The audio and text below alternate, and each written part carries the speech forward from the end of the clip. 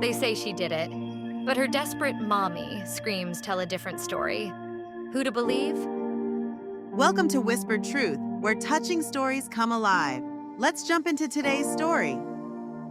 The stale, recycled air of the Denver airport clung to Sarah like a second skin. It was the kind of air that tasted of jet fuel and forgotten dreams, and it perfectly mirrored the knot of anxiety tightening in her chest. Her business trip to Chicago had been a whirlwind of conference calls and lukewarm coffee, yet all she'd craved was the familiar chaos of home. She'd been counting down the minutes until she could hug Ethan, her 8-year-old son, the very boy who was currently missing, and the source of the police cars parked in her street. She clutched the worn teddy bear, Mr. Snuggles. Ethan never left home without him, in her lap, the fuzzy fabric a stark reminder of the void waiting for her at the end of her journey. She checked her phone again, no new messages. Her mother hadn't answered for hours. "It's probably nothing," she muttered, the phrase as brittle as thin ice, to the reflection staring back from the darkened window of the plane. When the announcement that the plane was preparing for landing came, she felt her gut tighten. She wanted to run, she needed to see Ethan, to make everything okay. This was not happening. This could not be happening. She had asked her mother to look after Ethan. It had only been for 3 days. As soon as the plane touched down on the tarmac, Sarah almost threw herself from her seat. She rushed to baggage claim, grabbed her bag, and threw herself out of the terminal and hailed a cab. The words tumbling from her mouth were, "Hurry, get me to 1120 Willow Creek Circle." Sarah was looking at her phone and had missed the driver's confused expression. The cab ride was an exercise in controlled panic. The normally vibrant cityscape blurred into an indistinguishable stream of neon lights and car horns. Sarah barely registered the construction or the usual rush-hour traffic. She kept replaying her last conversation with Ethan. "Mom, can I stay up and watch a movie with Grandma?" His words danced around her brain, along with the promise she'd made him, that they'd visit the new ice cream shop when she got home. He had looked so excited, his big blue eyes shining with joy. Now, that was all she could focus on, his eyes, his joy. Her mother's last text, 3 days ago, simply read, "Everything's good." Why was it so hard for her mother to answer her calls now? The driver pulled up to the street and her heart sank. The yellow tape and police cars confirmed her worst fears. Sarah bolted out of the car, threw the money at the driver, and ran towards her apartment building. The police officer standing guard at the entrance stopped her. "Ma'am, I am going to need you to remain calm. We're still trying to figure things out." His voice was soft yet firm, trying to manage the situation he could see unraveling before his very eyes. "Figure things out? What does that even mean?" Sarah asked, her voice rising slightly. "I want to know where my son is." She looked around for some sign of her mother, no sign of her anywhere. "There's been an incident, ma'am. You need to come with me," the officer replied, gesturing towards the police vehicle. She could hear a muffled scream coming from behind the yellow tape. "Mommy." The officer grabbed her arm and pulled her gently towards the car. "I can't move, you can't make me." Her body was frozen in place. She felt her throat close, the air being forced from her lungs. Sarah watched as other police officers took a different person to an unmarked police vehicle. Her mind went into overdrive, so many questions, so many things that were wrong with this scenario. Inside the car, she felt like she was floating, like she was watching this whole scene from a movie screen. She barely registered being led inside the police station, the fluorescent lights buzzing overhead, the cool, sterile air conditioning. The detective, a woman with weary eyes and a voice that grated like sandpaper, introduced herself as Detective Miller and explained that her mother had been located in hospital in intensive care. "Your mother suffered a fall, and we are still trying to figure out what happened." Sarah felt a pang of guilt for being angry with her mom, the woman who had always been there for her. "I want to see my mom, she needs me." The detective looked at Sarah with a sigh and slowly replied, "We can arrange a visit, but first we need to ask you some questions. Do you understand?" Her voice was like ice. Sarah nodded, her hands clammy. The questions began, a relentless barrage of accusations and implications. "When did you last see your son?" they asked, Was your relationship with your son's father turbulent? The interrogation felt like a nightmare. Every question a fresh stab wound. Sarah repeated her story over and over, her voice cracking, the words feeling foreign on her tongue. She had left for a business trip. Ethan was with her mother. That was it. She was a good mother. She would never do anything to hurt Ethan. But what has happened to my son? She begged. Tell me where he is. They wouldn't answer her directly. Instead, Detective Miller kept circling the same questions, her tone accusatory, her eyes cold. They seemed to be looking for something. A crack in her alibi, a hint of deception, something to fit their narrative that she was involved. Sarah was confused. Her brain was still trying to make sense of the situation. They asked her about David, Ethan's father, her ex-husband. How long had it been? 3 years? A lifetime ago. They'd been young when they married, naive. They had both wanted the happy ever after, and that all fell apart. He was unreliable, unpredictable. The arguments had become a normal part of their life. Both had become bitter and resentful. And then they had Ethan. They had managed to co-parent, or at least, she had managed the co-parenting.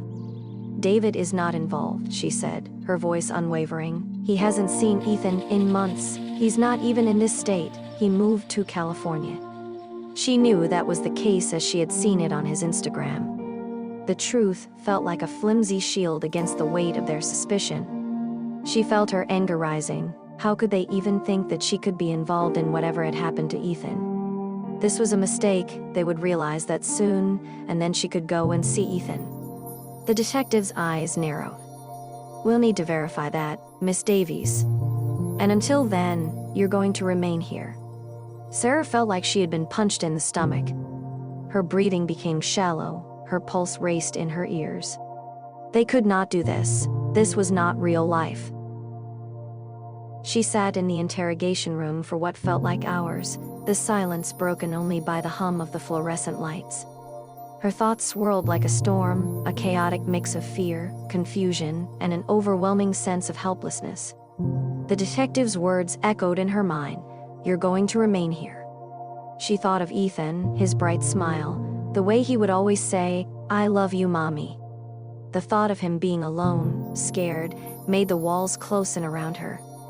She had to get out. She had to find him. They were wrong. She was innocent. But how could she prove that when they wouldn't even tell her where Ethan was?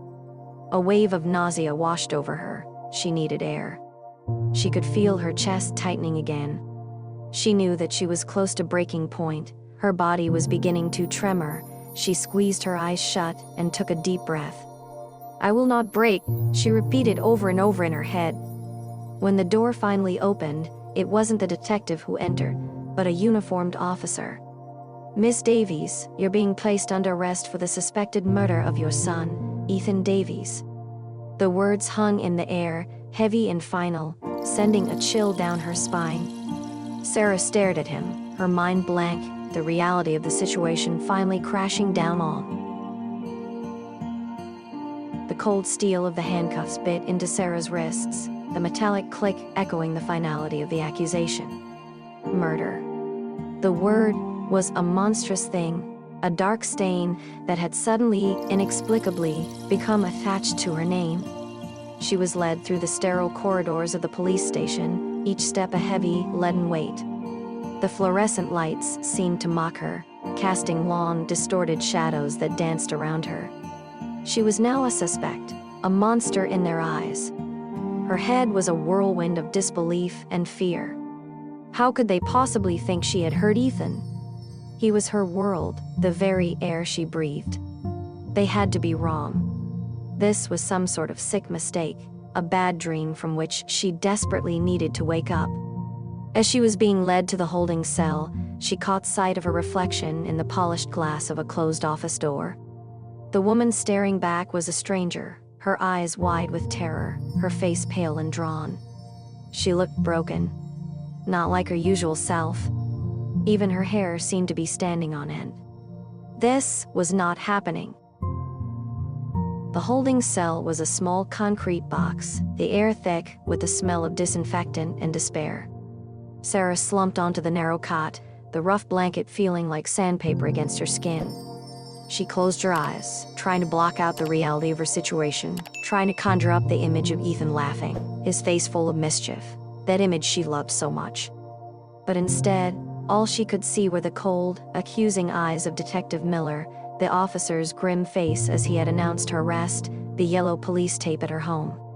The fear was a living thing, a creature that gnawed at her insides. It whispered doubts and anxieties, twisting her thoughts into a tangled mess of what-ifs and maybes. Maybe she wasn't a good mother. Maybe she had missed something. Maybe this was all her fault. These thoughts, uninvited and unwelcome, burrowed into her brain. She fought against them, desperately grasping at the hope that this nightmare would end, that she would wake up back in her own bed, and Ethan would come running, asking for breakfast, his little face full of joy. Wait! Sorry to interrupt you, but please subscribe to our channel Whispered Truth and reach the goal of 1,000 subscribers. Your subscribe and like helps us a lot, and comment your favorite part. Now let's get back to the story. Days blurred into nights. The holding cell became her world, the only constant the rhythmic thud of footsteps outside her door, and the constant low hum of the police station. She was only allowed short phone calls with her lawyer. Her family had been told not to contact her. She felt completely alone. They had provided her with minimal food, the tasteless meals a stark contrast to the gourmet meals she would often cook for Ethan. She could feel her strength and resolve slowly ebbing away. She thought about her life before all of this, her job at the advertising agency, the meetings, the deadlines, the projects, all of it now seemed like a distant memory. Evenings spent reading to Ethan, their movie nights with popcorn and snuggles on the sofa, the trips to the park, these all felt like a dream, as though she had imagined it. Everything she held dear had been taken from her. The police hadn't brought her any news of Ethan or her mother. She was just waiting for a release that felt like it would never come. She found some solace in the few books her lawyer had managed to sneak in, but even the words felt flat, the stories failing to hold her attention. The only thing that held any meaning was the small tattered photograph of Ethan she had kept hidden in her sock. Every time she looked at his smiling face, she felt a renewed sense of purpose, a determination to fight for her freedom, to clear her name, and to get back to him. She began to replay conversations in her head, looking for clues. Did she miss something? Had she noticed something out of place? She could not recall anything, and that made her feel like her brain was failing her. She knew that this was not real, that she was not involved, but she could not think of one reason as to why she was being held. They were relying on circumstantial evidence. She knew it. She was innocent. One afternoon, Detective Miller visited her cell, her expression unreadable. "We've reviewed your phone records, Miss Davies. There were several calls made to a number registered under David Carter, your ex-husband. Would you care to explain that?"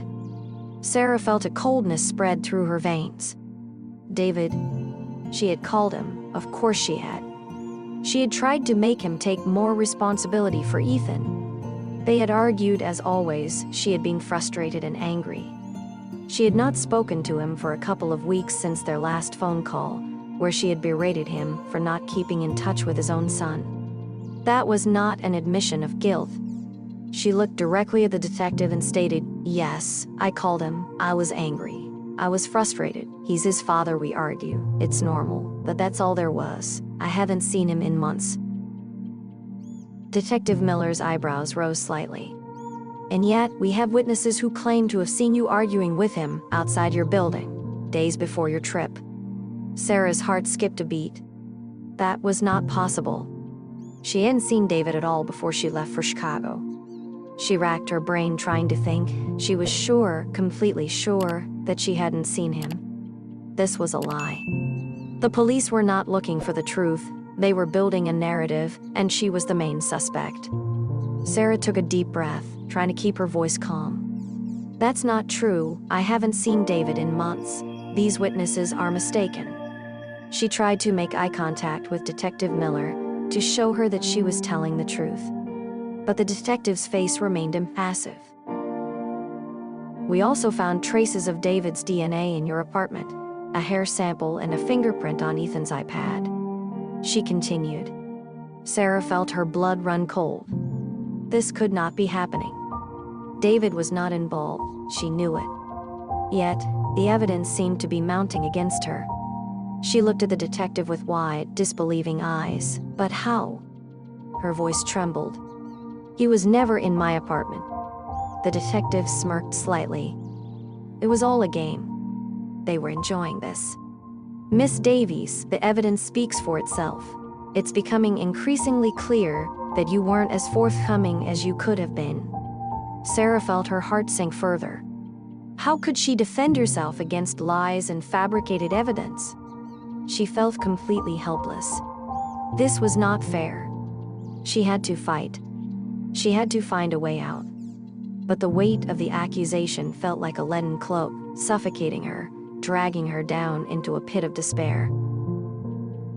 As Detective Miller turned to leave, she paused at the door and said, "Oh, and Miss Davies, your mother's in a coma. They're not sure if she'll ever wake up." The door slammed shut, leaving Sarah alone with the crushing weight of her reality. The world had gone dark. Sarah stared at the ceiling, tears streaming down her face. Her mother. Ethan. She was losing everything. Her hope was gone. Why did this have to happen? What had she done to deserve this? This was all wrong. A scream built in her chest, an anguished cry of despair. This was not real. This was not her life. She had to get out. She had to find Ethan. She had to prove that she was innocent. They had to release her. What was going on? Where was Ethan? Sarah pounded her fists against the cold concrete walls, letting out a primal scream of rage and pain, the sound echoing in the confines of the cell. It was a scream that went unheard. She curled up on the cot, clutching the photograph of Ethan to her chest, her body shaking with sobs. She felt like she was drowning. This could not be the end. There had to be a way out. There had to be a way to find Ethan, to clear her name, and to get back to him. But in the deafening silence of the cell, the odds seemed insurmountable. And in the quiet, Sarah knew she would not be defeated, even if she had to dig herself out of the very depths of despair.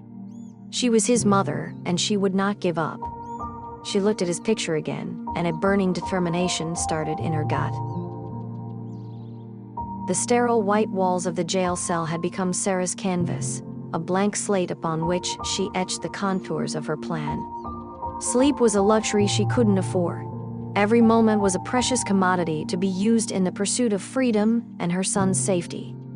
Her lawyer, a young, earnest man named Ban, had become her lifeline to the outside world, his visits a brief respite from the crushing isolation. He brought her updates, most of which were disheartening, and legal documents, most of which she didn't understand, but he also brought a flicker of hope. He believed her innocence. She could see that in his eyes. It was like a beacon in the storm that surrounded her. But he cautioned her, circumstantial evidence, Sarah, can be a powerful tool in the hands of a skilled prosecutor. We need to find something concrete, something that will break their narrative. He looked tired, the weight of her case, along with his other cases, was beginning to show on his face. Sarah refused to be a passive victim. She had to take control to fight back. She had to find out who was responsible for all of this. She started by meticulously going over every detail of the past few weeks, every phone call, every conversation, every interaction, no matter how insignificant it seemed. She relived her last conversation with Ethan over and over, desperately looking for some kind of clue, something she might have missed. She tried to remember every detail of the weeks leading up to her trip, every interaction she had, especially with David. She knew he was involved. He was the only missing piece of the puzzle, the only one who could explain why his DNA had been found in her apartment. The police had focused on her. They had not considered other suspects. Their investigation was one-sided, all circumstantial. But why would he do this? She muttered to herself. Why would he take Ethan? She started to focus on the witness statements the detective had mentioned. The witnesses who claimed to have seen her arguing with David. Could they be mistaken? Could they have been manipulated? She couldn't think of a logical explanation unless David had been in Denver before she went away. That was impossible. She would have seen him. She would have known. Sarah remembered David's Instagram account. She hadn't looked at it for ages. Maybe there was something there. She asked Ben to retrieve the posts and send them to her to see if there was anything she had missed. It was a long shot, but she had to try everything. She knew that she needed an edge, something that would give her an advantage over the police, to shift the narrative from her as the guilty suspect to the victim she was. She needed a way to access information that they would not share with her. That's when she remembered her old friend, Chloe. Chloe, a hacker extraordinaire, a friend since college, someone who could access almost anything online. They had fallen out of touch after college, but if anyone could find out information, it would be her. Ben, I need to contact someone, an old friend, Sarah said. She explained about Chloe and her abilities, and Ben, although hesitant, knew they needed all the help they could get. Ben managed to get a message to Chloe without the police knowing. A few days later, Chloe had managed to access David's social media accounts and phone records. It turned out, David hadn't been in California. He had been in Denver for the 2 weeks before she left on her business trip, hiding in plain sight. The witness statements were correct. He had been seen arguing with Sarah in the days before she left, and he had not moved to California at all. Chloe had found conversations between David and a contact named Jess that were planning to go to Canada. The location was in a remote part of Canada that didn't have phone signal. That was why the police had been unable to track him. He's not alone, Ben. There is someone else involved, Sarah said as she frantically went through the messages. The messages were chilling. David had been planning this for months. He and Jess had been discussing taking Ethan with them and starting a new life in Canada, far away from her, as one of the messages said. Sarah felt sick to her stomach. David had taken Ethan. It all began to make sense. He had been planning this for a while. The DNA in her apartment, the staged arguments, the witness statements, it was all part of his plan to frame her and take Ethan. The detective and the police had completely missed all the signs. Sarah explained everything to Ben, showed him the messages and the location that had been shared with David. Ben looked at the evidence in disbelief. This is it, Sarah. This is exactly what we needed. This will completely change everything. But we need to move quickly. Ben immediately contacted the detective, presenting her with the new evidence. Detective Miller was not happy. She was embarrassed, she was annoyed, and she was furious that she had been so completely wrong about the case. The police immediately began to track David and the location he had been sharing with Jess with the new information that Chloe had found. After an intense 24 hours, they managed to track the location of David to a remote cabin in Canada. The local police had been contacted and had located both David and Jessica, along with Ethan, who was shaken but unharmed. The relief that Sarah felt at hearing this news was immense. Ethan was safe. They had found him. He was finally safe. The news came through to Sarah the next day, as the detective was walking into her holding cell with a look of defeat on her face. Miss Davies, it seems that our evidence was a little skewed, Detective Miller stated in a tone that was cold and devoid of any emotion. Sarah stared back at the detective. She felt nothing but disgust towards her. This woman had taken her freedom away, had wrongly accused her, and now she was looking at her like nothing had happened. David has been arrested, and Ethan is safe, the detective continued, her tone still cold and calculating. Sarah felt her body begin to shake with relief. She squeezed her eyes shut, the image of Ethan coming to her as her emotions overwhelmed her. "Can I see him?" Sarah asked, her voice trembling slightly. "Can I see my son?" The detective nodded, her face still expressionless. "He's being brought back to Denver. You will be released as soon as the paperwork is complete. You're free to go, and Miss Davies." The cold steel of the handcuffs was removed, the clicking sound echoing in the silent room once more, But this time, it was a sound of liberation, of freedom. Sarah could barely contain her joy. She was free. She could finally see Ethan. She was free to hold her son again. The police had been wrong, she was innocent, and now she was free. Her mother. What would happen to her mother? Sarah asked the detective, "What about my mother? Is she okay?" Detective Miller simply looked at her and said, "I'm not at liberty to say," and left the room, leaving Sarah once again in silence. Sarah's relief was short-lived. Her mother was still in danger. She didn't know how to feel. The world outside the jail cell was a blinding, overwhelming assault on Sarah's senses. The sun, which had seemed like a distant memory, now felt like a warm embrace. She stood there, blinking, taking in the unfamiliar sounds of traffic, the murmur of conversations, the simple, everyday sights that had been denied to her for so long. The air felt clean and fresh, a stark contrast to the stale air of the holding cell. She took a deep breath, and for the first time in what felt like an eternity, she felt a flicker of hope begin to grow in her heart. She was free, she was going to see Ethan, everything was going to be okay. Ben was waiting for her, a relieved smile on his face. "They released you quickly," he said, handing her a bottle of water. "The paperwork is all sorted, you're completely free to go." She managed a weak smile. She was free, but the joy was bittersweet. Her mother was still in a coma, and Ethan had been through a terrifying experience. She still had so many questions, but for now, she had to focus on Ethan. She needed to make sure he was safe. Ben walked with her to a waiting car. They were being taken to the hospital to see her mother, and then to the police station to see Ethan. They managed to get him home, and he's being looked after at the station. He keeps asking for you, Ben said, trying to reassure her. The hospital was a sterile, silent world, the air thick with the scent of antiseptic. Sarah walked slowly towards her mother's room, her heart pounding in her chest. She entered the room and stood by her mother's bedside, looking at her frail body lying still in the bed. Her face was pale, her eyes closed, and she was connected to numerous machines. Sarah felt a lump in her throat. She could not speak. She sat in a chair next to her mother's bed and held her hand. It was cold, lifeless.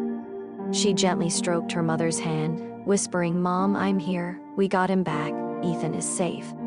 Sarah stayed with her mother for what felt like hours, talking to her, telling her everything that had happened. As she sat there, she felt a sense of guilt.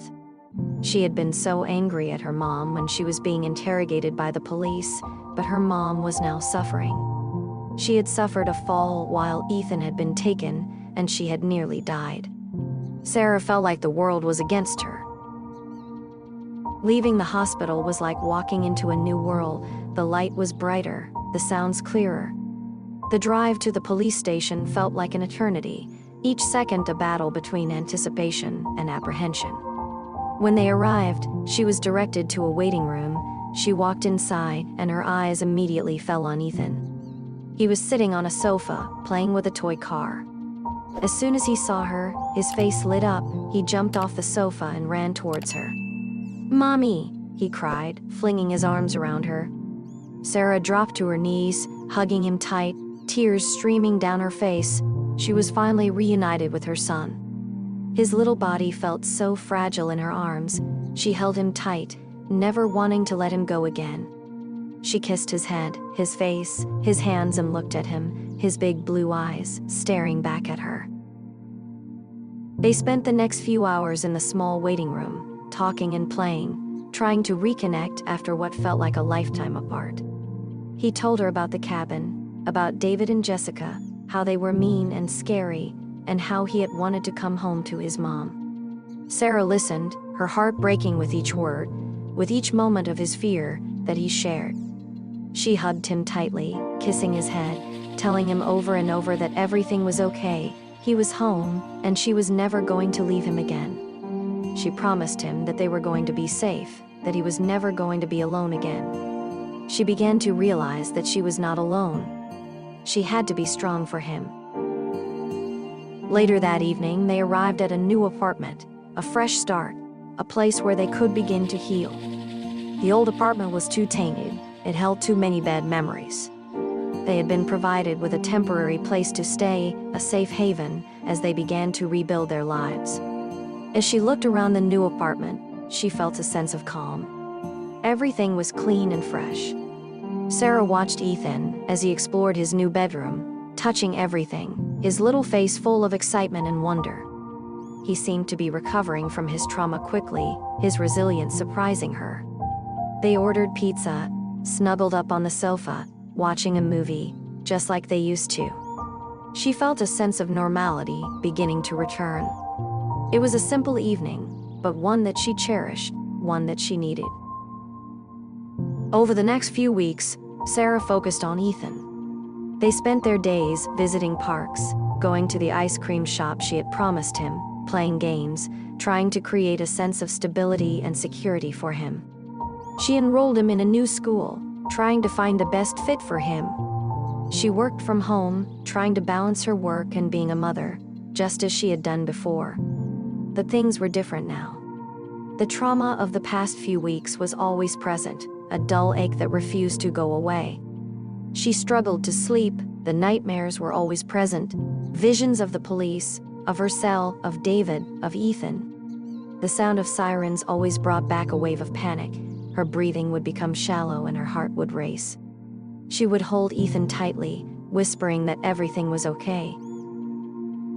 She began seeing a therapist, trying to unpack the trauma she had experienced, to come to terms with what had happened. She learned coping mechanisms and strategies to deal with the anxiety, the fear, and the anger. She began to heal. She began to understand that she was not to blame. She started to focus on the positive. She was finally free and her son was safe, and that was all that mattered.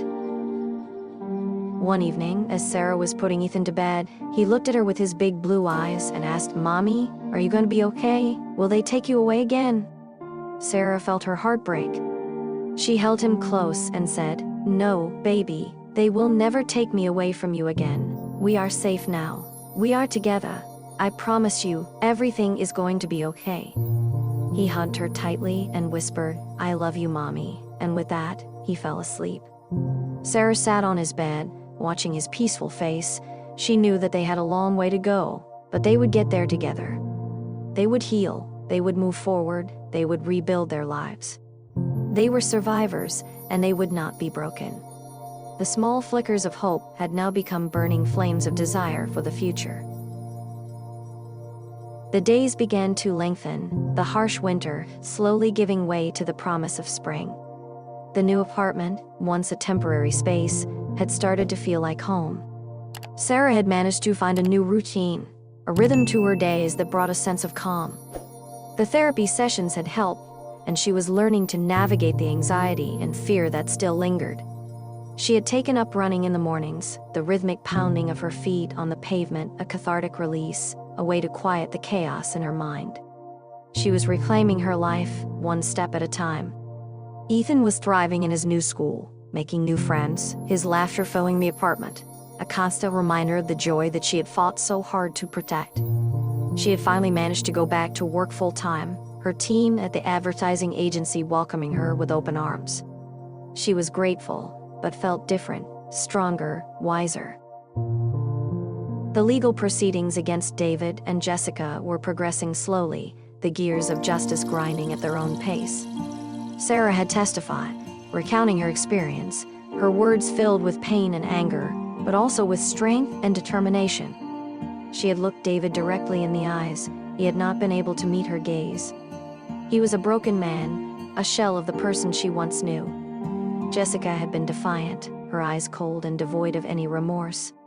Sarah felt a deep sense of disappointment, but more than that, she felt nothing. They were just two people who had tried to destroy her life. She would not let them. Her mother remained in a coma, a constant reminder of the fragility of life and the devastation that had occurred. Sarah visited her every day. Sometimes she would just sit in silence, holding her hand. Other times she would talk to her, telling her about her day, about Ethan, about everything. She still held out hope that one day, her mother would wake up. It was her mother's strength that had given her the strength to keep going. She was a fighter, and she had always instilled that in Sarah. "Come on, Mom, wake up. We need you," she would whisper every day. One afternoon, as Sarah was working from home, she received a call from the hospital. Her heart sank, her body went cold with fear. She picked up the phone, her voice trembling. "Hello?" The voice on the other end was gentle and soft. "Ms. Davies, this is Dr. Lee. Your mother's condition has improved." Sarah felt like she couldn't breathe. "She's awake." She managed to utter the words. "Yes, Miss Davies, she's awake. She's asking for you." Sarah felt the tears well up in her eyes, a wave of emotion washing over her. She hung up the phone and ran out of the apartment. She had to see her mom. She had to be with her. The hospital felt different that day. The air was lighter, the atmosphere more hopeful. Sarah rushed to her mother's room, her heart pounding in her chest. She opened the door slowly. She could see her mother, sitting up in her bed, looking tired, but her eyes were open, they were focused. She looked at Sarah and smiled, her face lighting up. "Sarah?" Her voice was weak, but clear. Sarah ran to her mother's side and threw her arms around her. "Mom, you're awake," she cried, the tears flowing freely, her body shaking with relief. Her mother gently stroked her hair. "I'm here, sweetie, I'm here." They held each other for a long time, saying nothing, just enjoying the moment. The silence was comforting and welcome. Over the next few days, her mother slowly began to recover. She was weak, but she was getting stronger every day. Ethan would visit her often. They would play games and read stories, just like before. Sarah felt like her life was finally coming back together, the shattered pieces beginning to mend, forming something new, something stronger, something more beautiful. She knew that the scars would always be there, a reminder of what she had been through, but they would no longer define her. They were simply part of her story. One evening, as Sarah was tucking Ethan into bed, he looked at her with his big blue eyes and said, "Mommy, I'm happy now. Are you happy now too?" Sarah smiled, her heart swelling with love. She kissed his forehead and said, "Yes, baby, I'm happy now. We're both happy." She looked around her little apartment. It was not perfect, but it was hers. She was content, she was free, and she was a mother. That's all she had ever wanted. Sarah looked towards the future. She would continue to be a mom. She would continue to heal. She would continue to live her life with strength and determination. She would never forget the darkness she had experienced, but she would not let it define her. She was a survivor, she was a mother, and she was free. She had climbed out of the darkest pit imaginable, and she had emerged, battered and bruised, but with a fire burning brightly within her.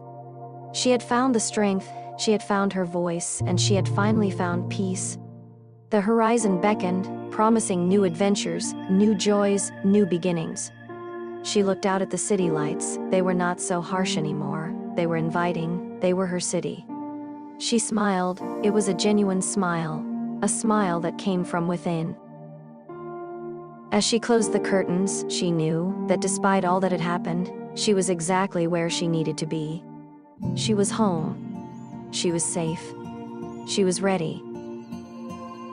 Hey, want to listen to another best story? Then click the floating video and subscribe for more.